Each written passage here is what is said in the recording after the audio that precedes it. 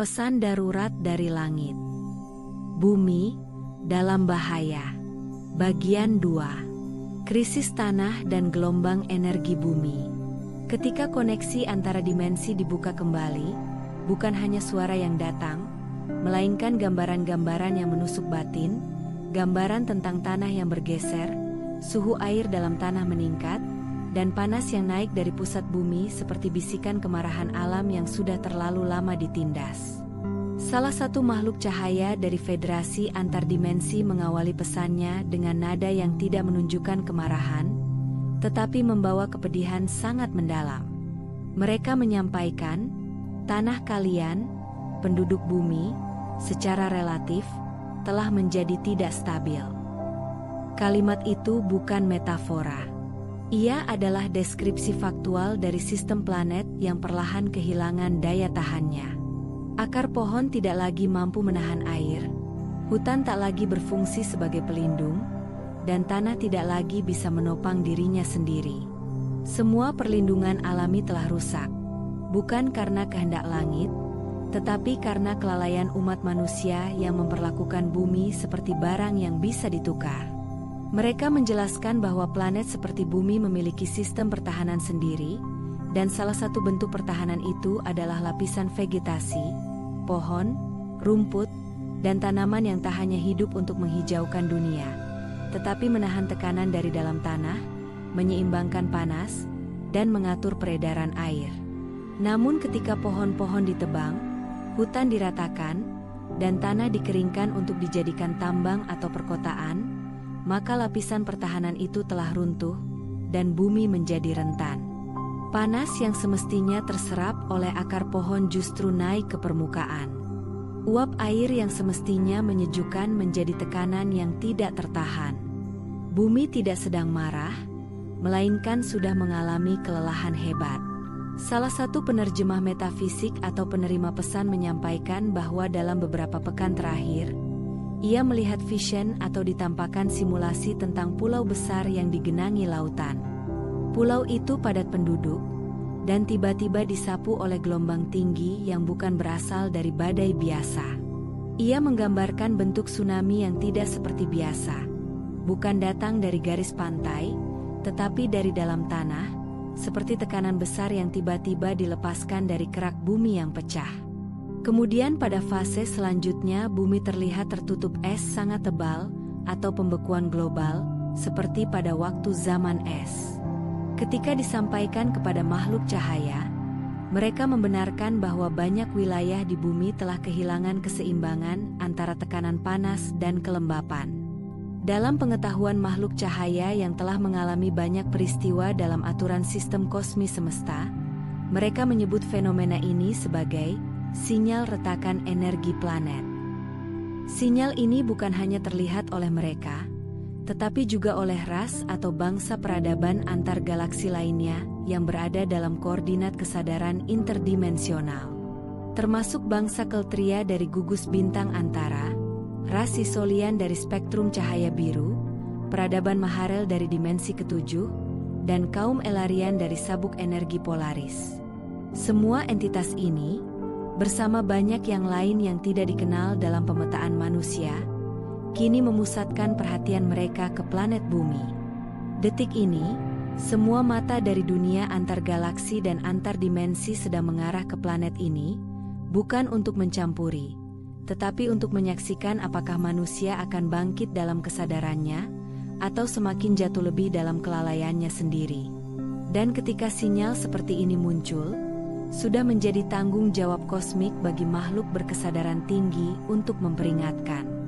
Namun sayangnya mereka tidak akan turun untuk menyelamatkan. Mereka mengikuti aturan kosmik di mana tidak diizinkan untuk melanggar kehendak bebas manusia. Mereka hanya diizinkan untuk memberi pesan kepada jiwa-jiwa yang mau mendengar. Salah satu penerjemah pesan metafisik kemudian bertanya, jika panas naik dan suhu air dalam tanah mendidih, bukankah bumi seharusnya menuju pemanasan global, bukan menuju zaman es? Pertanyaan itu dijawab oleh perwakilan kelompok makhluk cahaya dengan penjelasan yang sangat mengejutkan. Mereka menjelaskan bahwa dalam pola-pola energi semesta, Setelah tekanan panas melampaui batas tertentu, justru akan terjadi pelepasan energi yang sangat ekstrim. Lapisan atmosfer bumi akan menebal secara tidak alami. Cahaya matahari akan terhalang.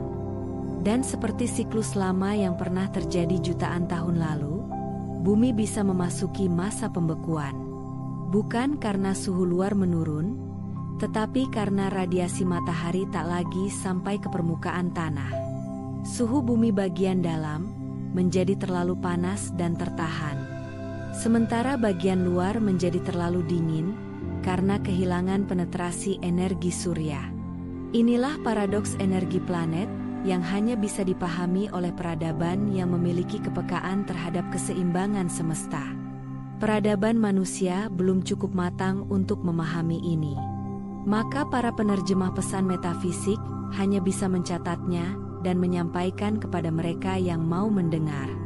Bahkan sinyal-sinyal awal telah dirasakan di berbagai belahan dunia. Udara yang makin sulit dihirup, oksigen yang menipis, lapisan ozon yang berubah perilakunya, dan tanah yang kehilangan daya serap. Bencana tidak lagi datang sebagai kejutan, tetapi sebagai akumulasi dari kelalaian umat manusia yang bertahun-tahun diabaikan. Dalam vision atau penerimaan visual yang lain, para penerjemah melihat kota-kota besar yang tiba-tiba kehilangan sistem kelistrikan, gunung-gunung yang meletus tanpa peringatan, dan lautan yang mengubah arusnya seperti sedang mengatur ulang jalurnya sendiri. Lalu lintas energi di dasar samudra mengalami turbulensi elektromagnetik. Makhluk cahaya menjelaskan bahwa semua ini bukan hukuman, melainkan konsekuensi. Alam bukanlah entitas yang menghakimi, tetapi sistem yang bekerja dengan hukum yang sangat teratur. Ketika keseimbangan dilanggar, maka sistem akan menyesuaikan. Dan penyesuaian itulah yang akan dipahami dalam cara berpikir manusia sebagai bencana. Namun di balik semua itu, mereka masih menyampaikan secercah harapan, bukan dalam bentuk teknologi canggih atau pahlawan dari langit, tetapi dalam bentuk pemahaman. Mereka berkata, jika kalian bisa dan mau lebih sadar memahami apa yang sedang terjadi mulai detik ini, kalian akan tahu arah perubahan apa yang harus dimulai. Maka bukan alat atau senjata yang akan menyelamatkan umat manusia, melainkan kebangkitan kesadaran kolektif. Bumi tidak butuh diselamatkan, bumi butuh dihormati. Ia tidak butuh ditaklukkan, ia hanya ingin didengar. Dan jika sejauh ini suara ini masih dapat kau rasakan sebagai getaran dalam dadamu, maka ketahuilah, itu bukan sekadar narasi, melainkan panggilan yang memang ditujukan untukmu. Karena bagian berikutnya akan mengungkap bukan hanya penyebab krisis, tapi potensi besar yang selama ini disembunyikan oleh tirai ketidaksadaran. Tentang sumber energi murni yang tak perlu membakar bumi. Tentang teknologi yang tak lahir dari logam, melainkan dari keselarasan dengan struktur kesadaran.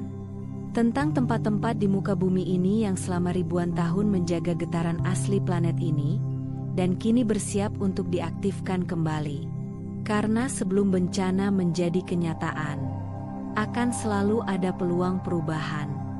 Dan di titik kritis itulah, kita akan diuji bukan oleh musuh, bukan oleh waktu, tetapi oleh kemampuan kita sendiri untuk mengingat siapa kita sebenarnya.